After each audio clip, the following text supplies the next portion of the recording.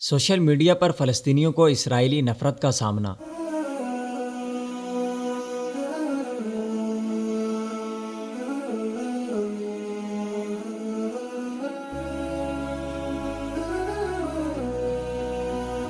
ایک سروے کے مطابق صہیونی سوشل میڈیا پر عرب مخالف تحریروں کی شرح تیزی سے بلند ہو رہی ہے۔ فلسطینی رہنماؤں نے خبردار کیا ہے کہ فلسطینی شہری سوشل میڈیا پر نفرت انگیزی کی بڑھتی لہر کا سامنا کر رہے ہیں، جسے پھیلانے میں اسرائیلی حکومتی وزراء بھی شامل ہیں۔ ان کا کہنا ہے کہ اسرائیل میں تیزی سے پروان چڑھتے سیاسی مخالفت کے ماحول نے ان حالیہ قوانین سازی کی بنیاد رکھ دی ہے جنہیں فلسطینی نسل پرستانہ سمجھتے ہیں۔ فلسطینی وکلاء کے عدالہ نامی ایک گروپ کی طرف سے خطرے کی گھنٹی بجائی گئی ہے، جن کا مطالبہ ہے کہ اسرائیل کے اٹارنی جنرل کو داخلی سلامتی کی وزارت کے ایک اہم رکن جلاد اردان کے خلاف تفتیش کرنی چاہیے، جو کہ سوشل میڈیا پر نسل پرستی کی جانب اکساتا ہے۔ عدالہ نامی یہ قانونی گروپ اسرائیل میں موجود فلسطینی اقلیت کا نمائندہ گروپ ہے، جس نے جلاد اردان کے ان بیانات پر روشنی ڈالی ہے جس میں پچھلے سال نومبر میں اسرائیل میں ہونے والی آتش زدگی کا ملزم وہ فلسطینیوں کو ٹھہراتا ہے۔ اس نے اپنی ایک فیس بک پوسٹ میں لکھا کہ عربوں کی جانب سے اسرائیل کو نقصان پہنچانے والی بات غیر حقیقی کیوں لگتی ہے؟ فلسطینی شہری اسرائیلی آبادی کا 20% ہیں۔ عدالت کے مطابق دوسرے سیاستدانوں نے بھی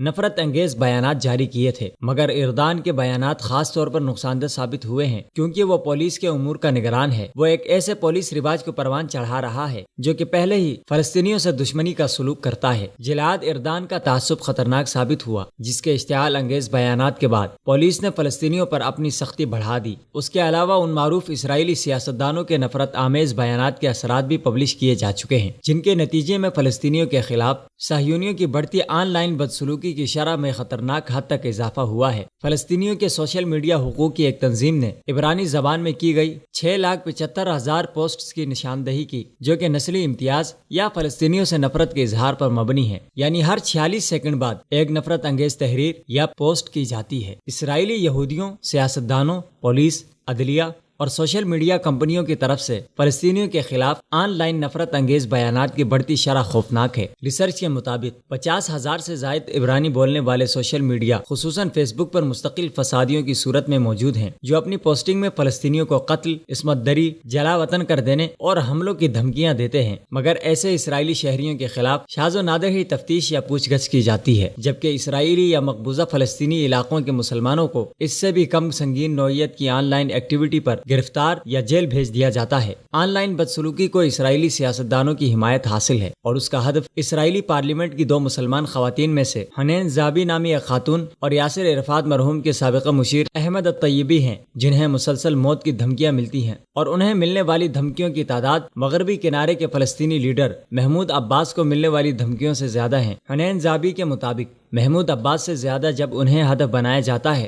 تو اس کے ذریعے صہیونیوں کو یہ واضح پیغام دیا جاتا ہے کہ فلسطینیوں کا پارلیمنٹ یا کسی سیاسی عمل میں کوئی حصہ نہیں اور فلسطینیوں کو شہری ہونے کی حیثیت سے کوئی حقوق حاصل نہیں۔